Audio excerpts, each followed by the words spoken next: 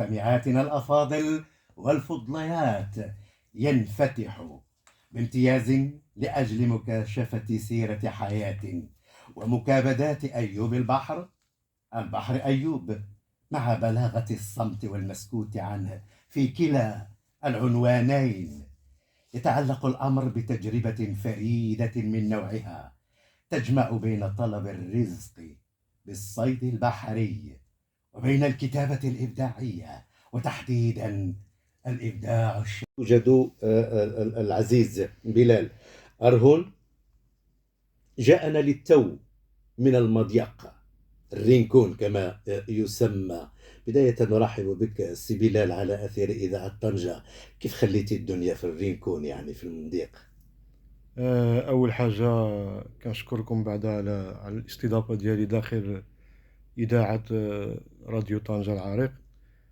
وأنا جد فخور يعني بكوني كنتواجد داخل هذا الاستوديو هذا، لأن صراحة هذا شرف عظيم لنا كبحارة كأبناء المنطقة.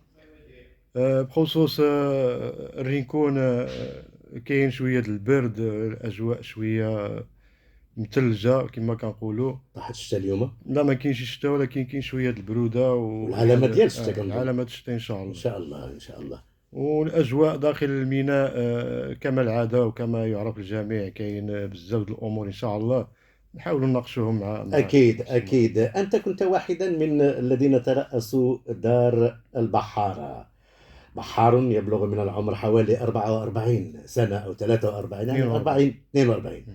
جميل، لازلت في مقتبل العمر. علاقتك بالبحر تعود إلى أي سنة بالضبط؟ يعني شحال هذه وأنت كتشتغل كبحار يعني؟ بالنسبه للعلاقه ديالي مع البحر بدات سنه 2000، لان انا ماشي غير جيت وصافي للبحر، لان جيت ابا عن جد. لان الاب ديالي كان كيزاول المهنه، كان رايس. وانا من بعد ملي انقطعت على الدراسة توجهت للميناء، وبديت كانت عندي غير هواية في الاول. من بعد بديت شوية بشوية، وفي 2002 عملت الوريقات ديالي وتوجهت مباشرة لواحد التجربة اللي صراحة باقا لحد الساعة تجربة أنا فخور بها بزاف. توجهت لأعالي البحار. جميل. أعالي البحار قوس واحد تجربة 5 سنين، يعني تعلمت فيها بزاف. بحال اللي غادي نقولوا أعالي البحار واحد المدرسة بحرية. يعني كتخرج في ديك البطوات الكبار. كدوز شهرين 3 شهور، نعم. يعني بعيد على الأهل على الأحباب، غير مع الأصدقاء في وسط المركب. كتعلم بزاف د الأشياء اللي يعني كتبني يعني عليها. يعني شهرين 3 شهور واش في المركب ولا في الباخرة لا، في ولا؟ وسط المركب، في وسط المركب. المركب كيكون صغير ولا؟ المركب كيكون فيه تقريبا 32 متر. وكيتحمل يعني هذه المدة الطويلة بالزاد ديالو بالمازوت ديالو بالإنارة ديالو كلشي ديالو؟ تمام سيدي محمد، هذا المركب هذا كيكون مجهز بأحدث التقنيات. كل واحد عنده المكان ديالو د النوم. باركو كبير تبارك الله، كيكون فيه نعم 3 لي زيتاج. نعم وكيتكون الطاقم ديالهم 20 واحد، وفيه الكوماندما كما كنقولوا الرئيس اسباني. نعم. وكيكون الميكانيسيان حتى هو اسباني. وكنخرجوا مزودين يعني بالمؤونه ديال شهرين، داكشي بالحساب عنا كلشي مدروس. جميل جميل. عودة إليك أستاذ الشاعر محمد البحارة، واحتكاكك طبعا اليوم بهموم البحارة. حدثنا قليلا عن طبيعة هذه الإكراهات وهذه المشاكل، وإلى أي حد قطعتم نوعا ما بعض الأشواط لتجاوزها وحلها، لكي يمضي هذا القطاع نحو الهيكلة، نحو المأسسة، لتجاوز مجموعة من المشاكل والإكراهات التي لطالما استمعنا إلى عموم البحارة بمختلف أصنافهم يتضرعون منها. بخصوص دار البحر سيدي محمد، نعم انا كنت رئيس جمعيه في صندوق الاغاثه والاعانه في سنه 2016، نعم اللي هي جمعيه بحريه 100% داخل نعم الميناء. وعندنا واحد الفضاء كنسميوه فضاء عائله البحر. نعم. وهذا الفضاء هو جزء من الجمعيه. والحمد لله ما كاين حتى شي اكراهات. هذا الفضاء فيه 9 المشاريع كامله كتتعلق بالاسره البحريه، فيه بزاف د المشاريع. وما كاين حتى شي اكراهات. اي باب كندقوا عليها الحمد لله كتستجب معنا، كيستجوبوا معنا. طلبنا شي حاجه كيعطيوها لنا. الاكراهات اللي كاينه سيدي محمد وهي داخل الميناء. وداخل الميناء، واكبر مشكل اللي كنعانيو منه حنايا داخل الميناء كبحاره ميناء المضيق، او الجهه بصفه عامه، نعم من المضيق الى راس الماء او كابو دياغوا. مشكل اللي جعل بزاف د المجهزين وجعل بزاف د البحارة يهجروا الموانئ الشمالية، وهو هذا النيغرو. أيه. كاين واحد السمك أيه. الوحش نعم. من الفصيلة ديال الديلفين معروف نعم. عندنا كنعيطوا له النيغرو. نعم. هذا هو أكبر مشكل عندنا حنايا في الجهة، وأكبر عائق، وهو اللي سبب واحد الأزمة اللي هي خانقة في الجهة الشمالية بصفة عامة. ودابا حاليا الحمد غير باش لله. يفهموا المستمعين هذا النيجرو ما درجة خطورته وما الذي يقوم به كإفساد أو كتعثير، يعني كيعثر لكم النشاط ديالكم. هاد النيغرو سيدي محمد، باش يعرف المستمع الكريم، هو نوع من الديلفين. مم. الا شفتيه اي واحد ما عندوش احتكاك مزيان بالبحر غادي يشوف ديك الديلفين، غايجيب له الله هو هذاك الديلفين اللي آلي. نعم. ولكن هو كاين الفرق ما بيناتهم. حنا بحارة وابناء المنطقه كنعرفوه. نعم. هو آه متوحش هو متوحش شرس. دابا هذا شنو كيعمل؟ كيخلينا حنايا حتى كنكونوا مثلا كنصيدوا السردين وكنسيبوا الشبكه ديالنا، لان حنا كنصيدوا بالشباك الصينيه الدائريه. نعم. وهاد الشباك كيكونوا كبارين، القيمه ديالهم 90 مليون 80 مليون على حسب كل مركب صح. وكيفاش الوزن ديالو والحموله ديالو. هو كيخلينا حتى كنسيبوا الشبكه وكندوروا الشبكه على الحوت وعلى السردين وديك الشيء. ملي كنجمعوا المحصول ديالنا كنجمعوا ديك الشبكه، كنبداو طالعين بها باش نرجعوها للبركو، وهما كيجيو اسراب، كيجيو 10 15 20 حتى 50 واحد، كيجيو كيبقاو يعطوا، لان عنده واحد السنان بحال المنشار. كيقطعوا ديك الشبكة. كيشبر الشبكه وكيبقى يتلوى بها وكيجبد وكيعض، وكيخلي لك بحال نقولوا حنا تقطيعه ماشي صغيره. صحيح. تقطيعه ربما يكون فيها 50 متر 30 متر 40 متر. يعني ديك المحصول كيمشي وكيبقاو لك الاضرار ديالو، والاضرار ديالو راه باش غتجي مثلا غتدخل الميناء. دابا حنا شنو كنعملوا بعض الساعات البحاره في البحر؟ واخا هكذاك مساكن ما كيفقدوش الامل، كيقول لك حنا هاد الشبكه غادي نخيطوها هنايا في وسط البحر باش ما نضيعوش الليله ديالنا وندخلوا داخلين حتى للبر بدون بدون حتى شي حاجه. كنضطروا اننا نجمعوا لي هذيك 30 ديال الناس اللي كاين في المركب ونشبروا ونبقاو نخيطوا. كنباتوا تصور سيدي محمد 4 5 ساعات وحنا واقفين كنخيطوا، ماشي كنخيطوا غير كنرقعوا صافي كما كنقول، غير باش ما نضيعوش الليله ديالنا حتى ندخلوا الميناء. يكون عندكم واحد المحصول بعد ديال السمك، باش نعاودوا كنقولوا باللغه ديالنا البحر، نعاودوا تحليقه اخرى ويجيب الله مثلا غير باش الانسان يطلع عن وليداته ما يفطر. هذا النوع ديال السمك اللي هو النيغرو، وربما اللوركا او واحد النوع الاخر عاوتاني حتى هو عنده نفس الخطوره، هذو ما كانوش فيما سبق عاد ظهروا. بالنسبه للنيغرو هو كنا كنسمعوا واش عليه. هو سبارتو؟ لا ماشي سبارتو، هذا سبارتو بوحدو، هذا الاوركا حنايا الحمد لله في الابيض المتوسط ما عندناش. الاوركا كاينه غير هنايا مكاب سبارتيل وهبط بحالك لتحت للجنوب. نعم. اما حنايا في البحر الابيض المتوسط ما عندناش. وهذا النيغرو ما كانش سابقا؟ هذا النيغرو هو كان ماشي ما كانش، على حسب ملي كيعاودوا لي انا الاب ديالي والناس اللي سبقونا في الميدان. نعم. هذا النيغرو كان، ولكن ما كانش متكاثر بحال هاد 10 سنين الاخرانيه. نعم. دابا تكاثر وتوالد ولا بالاسراب وانتشر في الجهه كامله. نعم. طيب اذا بغينا نذكروا شويه على بعض الطموحات نتاع البحاره، تكلمتي قبل قليل على ان جميع الابواب تطرق يعني تشرع في وجوهكم يعني بكل سهوله وتلبى طلباتكم. ماذا عن التغطيه الصحيه؟ هل لديكم تقاعد؟ ماذا عن الدعم بخصوص البنزين ووسائل الشغل والعمل؟ هذا موضوع صراحه موضوع اللي نبغي نفتح فيه نقاش، لان هذا المشكل، هذا الموضوع ملي غنهضر فيه ما غنهضرش على البحر الرينكون. الضمان الاجتماعي عنده علاقه نعم جميع من طنجة للقويره. نعم. اي الصيد بحر التقليدي والساحلي واعالي البحار وكلهم يعني. دابا حنايا الضمان الاجتماعي ديالنا مبني على ديك المحصول الاجمالي اللي كنجيبو في الصباح. مثلا جبتي الحوت غادي تستافد من الضمان الاجتماعي، ما جبتيش الحوت ما غتستافدش، حيت عندنا واحد المينيموم د 180 الف فرانك اللي مخصصه الدوله السقف. نعم. خصك تبيع يعني يوميا تجيب المحصول تبيعه في سوق الجمله باش كيطاكس هذيك الحوت، وانت كتبقى عندك واحد السقف خصك توصل ليلو. نعم. 180 الف فرانك. نعم. في القطاع العام واقيلا عندهم 260 ولا 3000 درهم بحال هكذا. نعم. باش كيتخلص على وليداته ويكون عنده حق التغطيه الصحيه.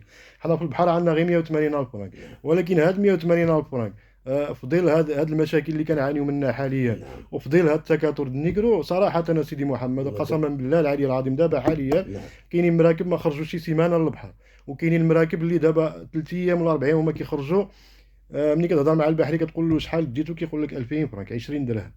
لا حول ولا قوة علاش؟ إلا الحوت ما بقاش، البحر الابيض المتوسط الحوت هجر فيه بصفه نهائيه. بالله. نعم. سردينه، تصور معايا سردينه، خصك سردينه تشبرها غير باش تصور معاها، ما كايناش.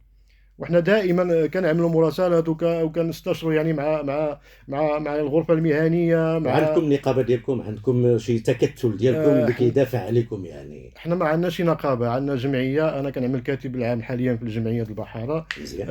عندنا تنسيق مع المجهزين اللي ارباب المراكب حتى هما. نعم. مره كيكونوا شي اجتماعات في الغرفه هنايا المهنيه كيستدعونا باش نعطيو يعني الراي ديالنا لا، هو يجب أن يتم التفكير بجدية في هذا الموضوع، لأن أرهون يعني هل لديك أطفال؟ بطبيعه الحال سيدي محمد انا تزوجت سنه 2010، ودابا حاليا عندي ثلاثه الاطفال. كيدرسوا؟ كيدرس العيل الكبير عنده دابا 15 عام كيقرا في التاسع. جميل. آه. وماشي مزيان في الدراسة ديالهم؟ والحمد لله الدراسة يعني الإنسان كيراجع معاهم شوية وكيزير معاهم شوية، لأن ما بغيناش نعاودوا نفس الغلط اللي غلطنا حنايا جميل. في الأيام الدراسية ديالنا، قطعنا على بكري. ما بغيناش ولادنا يعني يكونوا حتى هما بحالنا، بالعكس دابا حنا كنشجعوهم وكنواكبوهم، وأي حاجة كنعملوا المستحيل باش نوفروها لهم كاين ويكملوا. استجابة للوليدات لا مزيان؟ كاين استجابة الحمد عندك لله. ولاد بنات ولا ولاد؟ عندي جوج كرة وعندي بنيتة دابا جميل. عندها 8 سنين طالعة في 9 سنين كتقرا نعم. في الرابع. نعم. والعائل عنده التحضيري، والعائل الكبير عنده دابا التاسع. كتقدر تتغلب شوية على المصاريف من خلال الصيد البحري؟ ما عندكش شي نشاط آخر؟ غادي نجيك نيشان باش نعم. كلشي يعرف. نعم. باش نقول لك انا كنتغلب على المصاريف ديال الابناء ديالي من الصيد البحري، غادي نكون كنكذب عليك. انا حاليا كنخدم البحر، ولكن كنخدم البحر في واحد الفتره ملي كنشوف انا يعني البلاد بحال اللي تحركت، المرسى بحال اللي تحركت نعم. شويه. نعم. هاد الشهورة كيكون شهر 4 وشهر 5 وشهر 6 نعم. حتى شهر 7 في الموانئ الشمالية كيكون شوية كيبان شوية الحوت وكيكون الحال سخون نعم. وهذا. أما فيما يخص موسم الصيف، أنا كنخدم السياحة.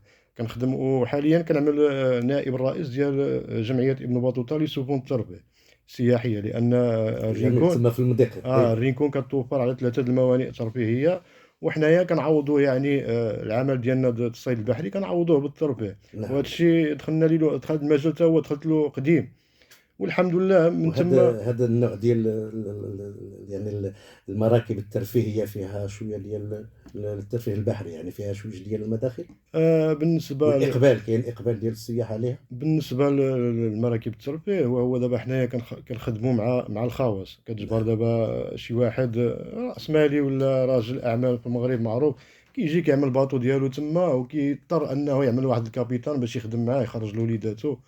وكاين حاليا دابا مؤخرا تعاطى هذا النشاط كراء اليخوت في نعم. الموانئ. الحمد لله كاين اقبال واقبال لا، كبير. كاين رواج عليكم، كيجيو يعني كاين رواج الناس، عليكم بزاف يعني. كيجيو الناس من مختلف المدن، من نعم. المغرب خصوصا لا، وخارج المغرب. انا علاش كنركز على هذا الجانب، لانه كاين رواج عليكم انتم، لان انتم الحريفيه ديال البحر. اه ماشي بحال اللي غادي يدخل يضرب دوره وكان ويجي. انتم الناس حريفيه ديال البحر. في الوقت اللي غادي تقود مثلا واحد المركب ديال الترفيه، غادي تكون واثق من داك الشيء اللي غادي تعمل، وحتى الاختيارات ديالك ديال الافضيه البحريه غادي تكون جد تمام. موفقه. وانا بكل صدق كنحيي فيك هذا المزاوجه ما بين الصيد البحري وما بين هذا النشاط الترفيهي السياحي أيضا. لما لا تنويع المداخيل، وذلك لضمان عيش وقوت ونسبة معينة من العيش الكريم للأبناء للأجيال. يعني كل الآباء يضحون لأجل من؟ لأجل الأسر، لأجل الأبناء، تمام. ولأجل أن يدرسوا كما يجب، ونطلب الله سبحانه وتعالى يلحقك بالغله ديالهم اللهم كما امين. كيقولوا السيدي. لا، اللهم امين. بالنسبه لك السي محمد سعيد أرهون، وانا اشكر لك جزيلا انك لبيت دعوه البرنامج وقطعت هذه المسافه. يعني الطريق من الرينكون، يعني من مضيق طنجه، كان عامر بزاف. صراحة اليوم كانت واحد الفيلة كبيرة. هضرت مع العطله، لان كاين اه العطله. هضرت مع سي محمد كيتواصل معايا في التليفون، كنقول له غير خليها على الله وصافي، وما نعرفوش نوصل في الوقت، لأن داك الشيء الطوموبيلات بزاف والفيلة. صراحة فين لقيتوا الضغط بزاف؟ الضغط كان في الدخلة د مرجان. داخله المارجان ديك الرامبونات اللي تما كانوا نعم. عامرين بلوكيات الطريق. على كل حال هذه المنطقة أصبحت الصيد البحري، أليس كذلك سي محمد سعيد؟ يعني كيف يتراءى لك مستقبل الصيد البحري؟ هل من بصيص أمل لهيكلته أحسن يعني يعني تحقيق مجموعة من المكتسبات، خصوصا يعني التقاعد والتغطية الصحية، خصوصا وأن العديد من البحارة يصابون بالربو. أن نخدم هذا الرجل، رجل البحر. الرجل البحر في مدينة طنجة يختلف عن رجال البحر في المدن الأخرى. طبيعتنا نحن الطنجيين ومنطقة طنجة وخصوصا قبيلة عنجرة نعم. لا نحب أن نهجر المدينة، وكأننا مثل الدلافين. الدنفيل إذا غادر البحر يموت، ونحن إن غادرنا هذه الجهة نحس بأن رئتينا ربما ستختنق. نعم. فنحن دائما مرتبطين بالأنشطة الموسمية. نعم. خصوصا صيد التونة هنا في معبر جبل طارق بالصنانير، وأيضا الشباك المنجرفة نعم. التي نصطاد بها سمك أبو سيف، ونصطاد ما يسمى بالبالانغريس، وهي عبارة عن خيوط فيها مجموعة من الصنانير على مستوى 300 و 250 متر. مرحبا. بخصوص الصيد البحري في الموانئ الشمالية، وخصوصا في المنطقة ديالنا حنايا والحسيمة، ما كرهناش يعني الوزارة الوصية على القطاع تعمل واحد يعني راحة بيولوجية. نعم. لأن البحر ديالنا حنايا مستنزف. مني خلقت أنا الوالد ديالي كان رايس، ما عمري سمعت أنا الوالد ديالي مثلا الأب ديالي قال لي حنايا هنايا وقفنا مثلا شهرين أو 3 شهور أو عام.